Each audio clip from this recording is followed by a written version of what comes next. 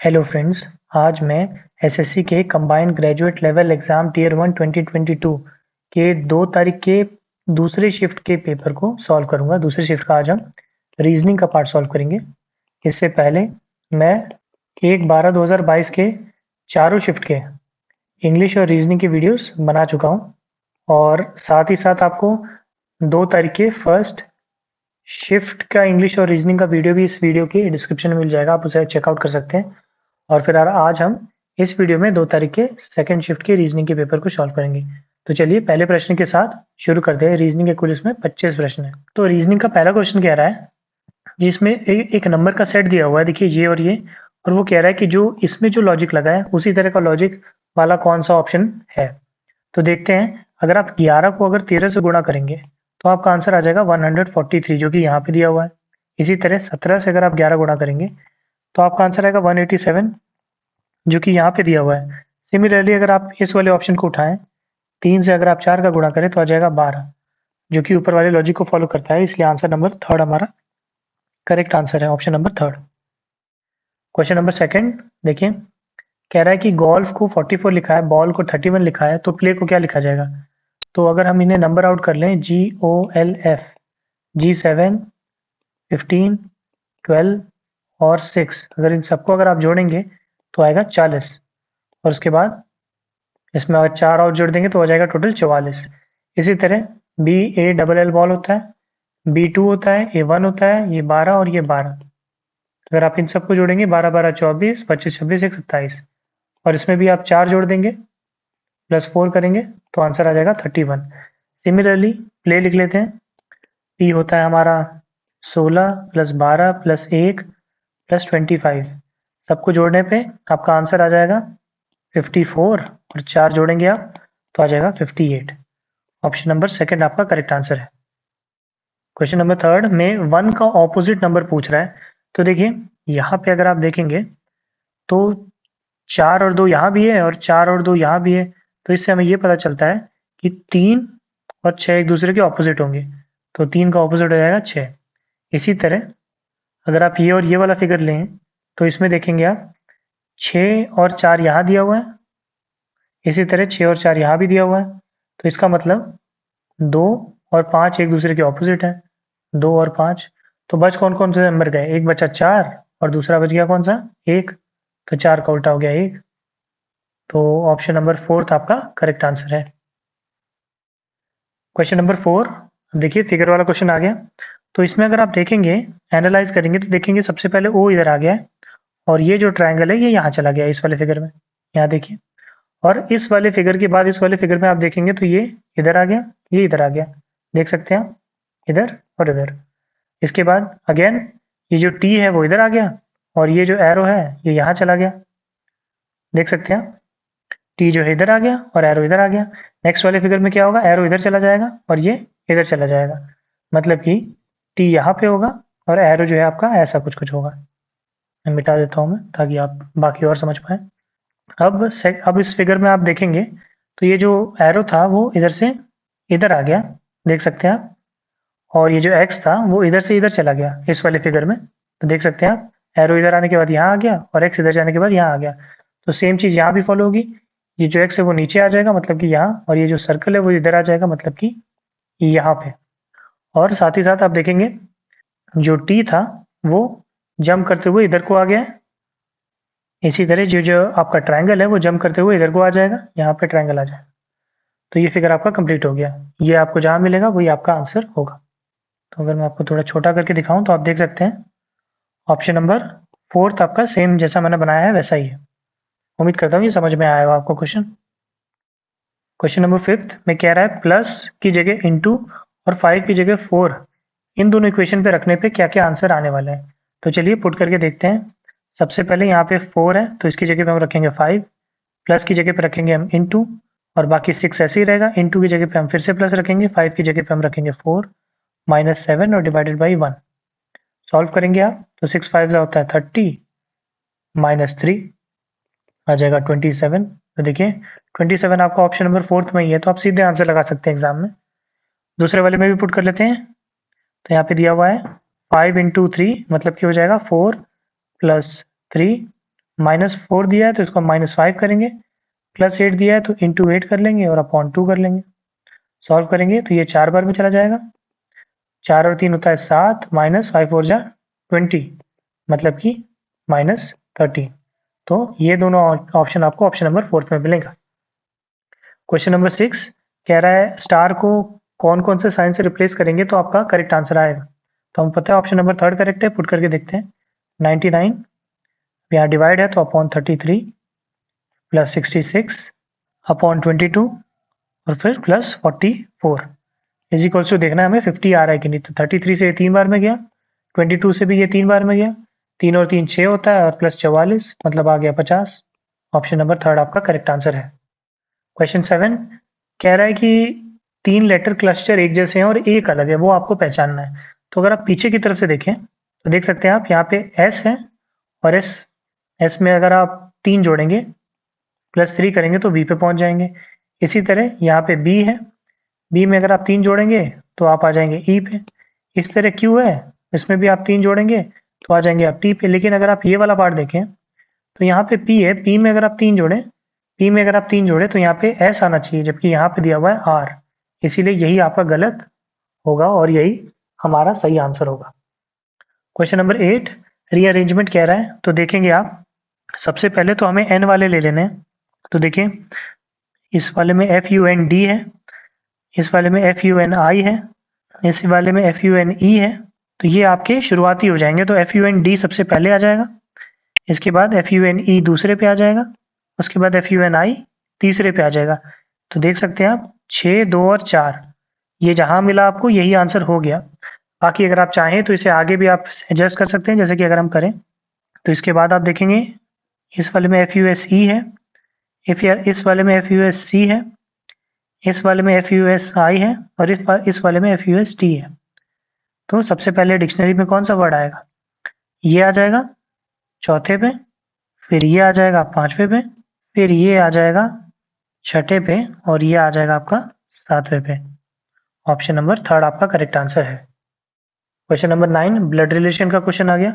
तो कह रहा है ए प्लस बी का मतलब है is the father of B, A minus B का is the mother of B, percentage B का is the brother of B and B का is the son of B. Put करके देखते हैं ए प्लस बी का मतलब क्या हुआ, A is the father of B. B का जेंडर अगले में पता चलेगा। बी एंड सी का क्या मतलब है, B is the son of C, मतलब ये सन है किसी का, सी का। आप देख सकते हैं ये इसका फादर है और यहाँ पे सी का ये सन भी है। इसका मतलब ये हो गया फादर और ये हो गई मदर, क्योंकि इनका अब ये सन भी है तो ये प्लस हो गया और ये मदर हो गई। इन दोनों में हस्बैंड और वाइफ का रिलेशन हो जाएगा और दोनों का ही ये सन है। इधर से अगर रिलेशन देखें आगे देखते हैं, सी माइनस डी का मतलब है C is the mother of D. तो इनका कोई और भी एक संतान है डी, और इससे भी ये कंफर्म हो जाता है ये मदर है, मतलब कि ये फीमेल है। और डी प्लस ई का मतलब है D is the father of E, मतलब D is the father of E. तो ये दोनों में ब्रदर ब्रदर का रिलेशनशिप है और ई का हमें जेंडर नहीं पता। तो यहाँ पे पूछ रहा है then how is A related to E, A का ई से क्या रिलेशन है। तो देखिए ए के पिता है और उसके भी पिता है ई, तो इससे हमें पता चलेगा फादर्स फादर मतलब पिता के पिता। ऑप्शन नंबर 4 आपका करेक्ट आंसर है। क्वेश्चन नंबर 10 कह रहा है ये वाला फिगर आपको ऑप्शन में से कौन से में एम्बेडेड मिलेगा। तो अगर मेरी पेंसिल को ट्रेस करें तो देख पाएंगे सर्कल तो ये रहा और इसके साथ साथ आपको ये ट्रायंगल भी मिल जाएगा आधा, जो कि कुछ कुछ ऐसा गया हुआ है। तो ऑप्शन नंबर 3 आपका करेक्ट आंसर हो जाएगा। क्वेश्चन नंबर 11 में एक शब्द युग्म बाकियों से अलग है, उसे हमें पहचानना है। तो देखिए शिशु जो होता है वो छोटे बच्चे को कहते हैं, जब वो बड़ा हो जाता है तो उसे हम वयस्क कहते हैं। इसी तरह सुअर का बच्चा जो होता है जब वो छोटा होता है तो वो बच्चा होता है, जब वो बड़ा हो जाता है तो वो पूरा फुल ग्रोन सुअर हो जाता है। इसी तरह पेड़ जब छोटा होता है तो वो पेड़ होता है, जब बहुत बड़ा हो जाता है वो बरगद का पेड़ हो सकता है। मतलब यहाँ पे थोड़ा सा लॉजिकल है लेकिन फिर भी ये काफी हद तक रिलेट कर पा रहे हैं। लेकिन अगर आप ऑप्शन नंबर 2 देखें, जादूगर मेल है और जादूगरनी फीमेल है, यहाँ मेल फीमेल का रिलेशन दे दिया, जबकि हम हर बार देख रहे थे छोटा और बड़ा, मतलब एक ही प्राणी का छोटा रूप और उसके बाद बड़ा रूप दिखाया जा रहा था। इसलिए ऑप्शन नंबर 2 हमारा करेक्ट आंसर इसमें होगा, बाकियों से ये अलग है। क्वेश्चन नंबर 12 मिरर इमेज आ गया। तो ये कह रहा है ये जो है अगर आप इसे मिरर में इधर की तरफ देखें तो कैसा नजर आएगा। तो सब उल्टा हो जाएगा, एम जो है वो ऐसा हो जाएगा, डी जो है वो बी जो है वो डी की तरह बन जाएगा, 2 जो है वो ऐसा हो जाएगा, ई 9 जो है वो कुछ कुछ ऐसा हो जाएगा, जे ऐसा हो जाएगा और वाई जो है वो ऐसा हो जाएगा। ऑप्शन नंबर फोर्थ आपका करेक्ट आंसर है। क्वेश्चन नंबर 13 कह रहा है क्वेश्चन मार्क को कौन सा चीज रिप्लेस करेगा, तो देखिए आप एल के बाद M N plus two, N के बाद O P plus two, O P के बाद क्यू आर, मतलब पहला तो होगा आपका आर। इसके बाद ए के बाद अगर आप डी तक जाएं, ए के बाद बी सी डी 3 जाता है प्लस 3, डी के बाद ई एफ जी प्लस 3, जी के बाद एच आई जे प्लस 3, मतलब यहाँ भी जे हो जाएगा। देखिए 2 के पहचानते ही आपका आंसर आ गया। और लास्ट वाले में अगर हम देखें तो टी के बाद यहाँ पे अब लास्ट वाले में पीछे जा रहा है, मतलब टी से माइनस करेंगे, आर एस टी -3 कर रहे हैं, इसी तरह -3 करेंगे तो पी आ जाएगा, पी से अगर हम -3 करेंगे तो आंसर आ जाएगा, मतलब कि N, N O P. Option number fourth आपका करेक्ट आंसर है। क्वेश्चन नंबर 14 कह रहा है क्वेश्चन मार्क वाले फिगर में क्या आएगा, तो देख सकते हैं आप, पहले सेंटर में देखते हैं। देखिए ये हॉलो सर्कल है, फिर ये सॉलिड सर्कल है, फिर हॉलो सर्कल है, तो मतलब फिर से एक सॉलिड सर्कल होगा। अब इसके बाद देखिए यहाँ पे ए है, इधर जाके ये फिर बी हो गया, इधर जाके ये फिर सी हो गया, मतलब इधर जाके ये यहाँ पे डी हो जाएगा। हम जेड वाले में देखते हैं, देखिए जेड यहाँ पे है, इसके बाद ये एक पोजीशन यहाँ गया तो यहाँ पे वाई आ गया, फिर एक पोजीशन यहाँ गया तो यहाँ पे एक्स आ गया, फिर एक पोजीशन यहाँ चला जाएगा तो यहाँ पे आ जाएगा डब्ल्यू। तो ये वाला फिगर आपको जहाँ दिख जाए वही आपका आंसर है। चलिए चेक करते हैं ऑप्शंस में। अब इसमें यहाँ पे आप देख पाएंगे ऑप्शन नंबर फोर्थ जो है वो हमारा आंसर तो है, लेकिन इसमें देख सकते हैं आप यहाँ पे हॉलो नहीं है, यहाँ पे पूरा ये सर्कल ब्लैंक है, जबकि पैटर्न देखिए ब्लैंक हॉलो ब्लैंक हॉलो ही होना चाहिए। मेरे ख्याल से ऑप्शन नंबर थर्ड आपका करेक्ट आंसर होना चाहिए, जबकि यहाँ पे फोर्थ दिया हुआ है, ये गलत है। ऑप्शन नंबर थर्ड ही आपका करेक्ट आंसर है, शायद आंसर में कुछ गलती है।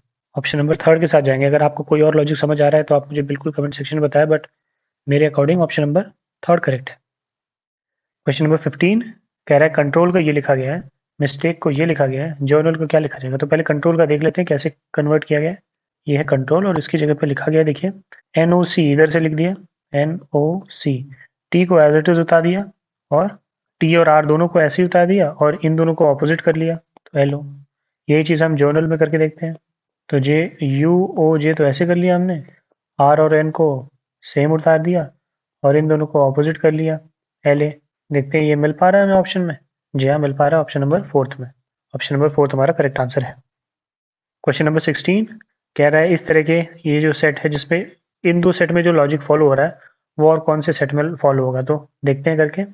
तो देखिए 9 में अगर आप 4 जोड़ेंगे तो आएगा 13, 13 में अगर आप और 2 जोड़ेंगे तो आ जाएगा 15, इसी तरह 2 में अगर आप 3 जोड़ेंगे तो आएगा 5, 5 में अगर आप 2 और जोड़ेंगे तो आ जाएगा 7, इसी तरह 13 में अगर आप 4 जोड़ेंगे तो आ जाएगा 17, 17 में अगर आप 2 जोड़ेंगे तो आ जाएगा 19। ऑप्शन नंबर सेकंड हमारा करेक्ट है। बाकी किसी में ये फॉलो करेगा, अगर आप इसमें देखें 12 और 6 होता है 18 और 18 में 3 जोड़ना पड़ेगा तो ये तो गलत है। 9 और 11 होता है 20, यहाँ पे 4 जोड़ना पड़ेगा, ये भी गलत है।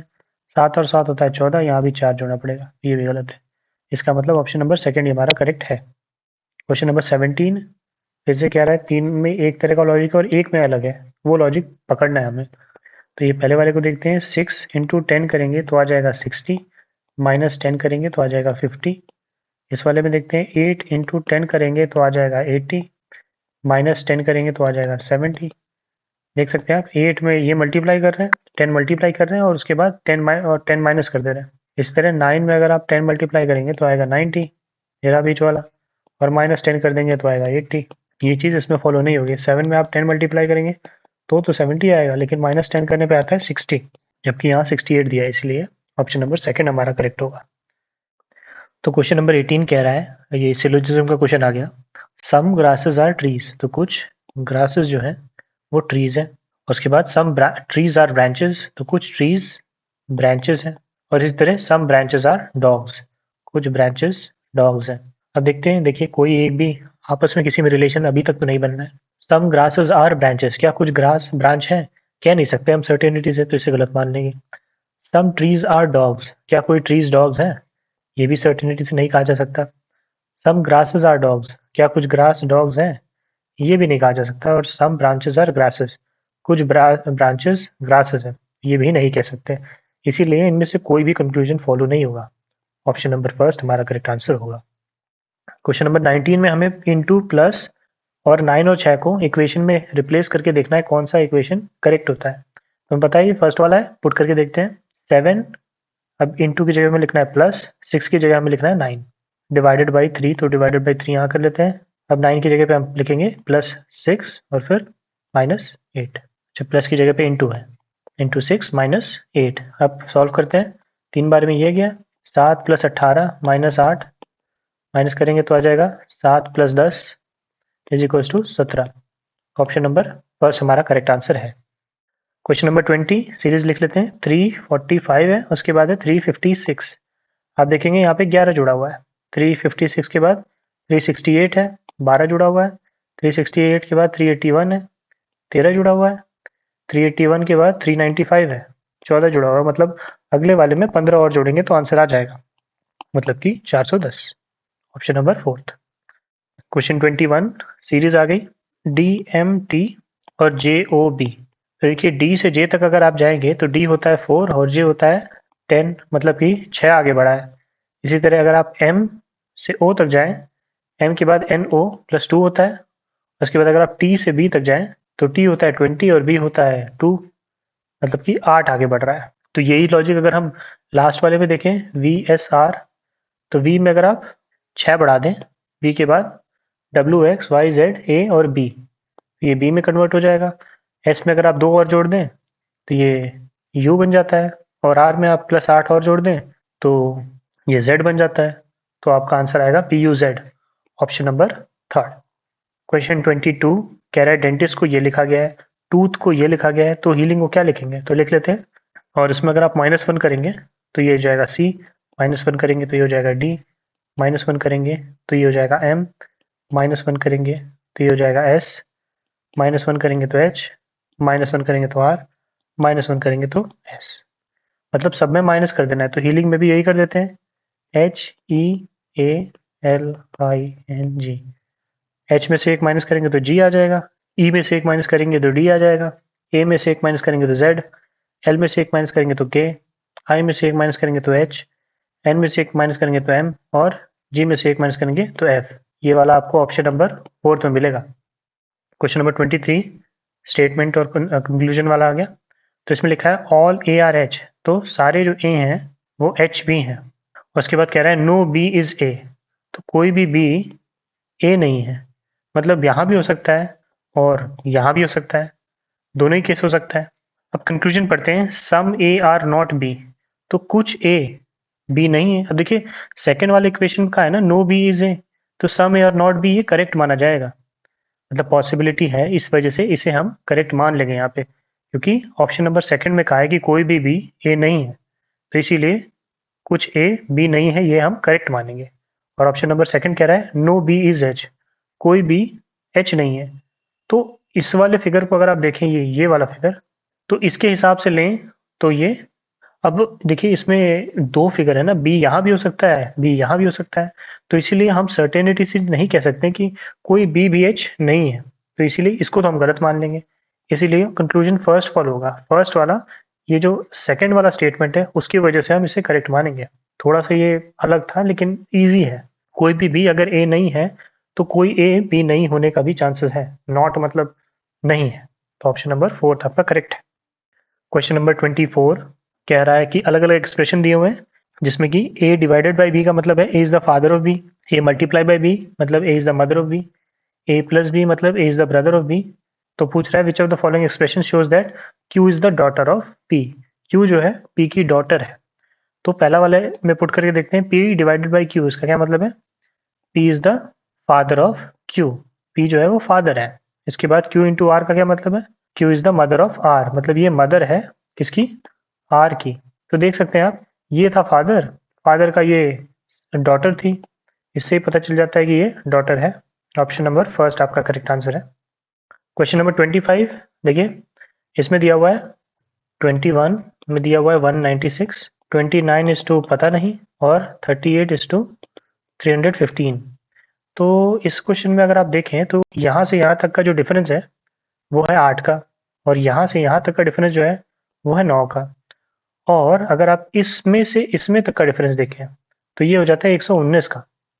और 9 और 8 का सम कितना होता है 17, नहीं 8 + 9, तो ये कुछ मल्टीपल ही होना चाहिए। तो 17 से ये कितने बार में गया, 17 से ये गया 17 7 जा 119 होता है।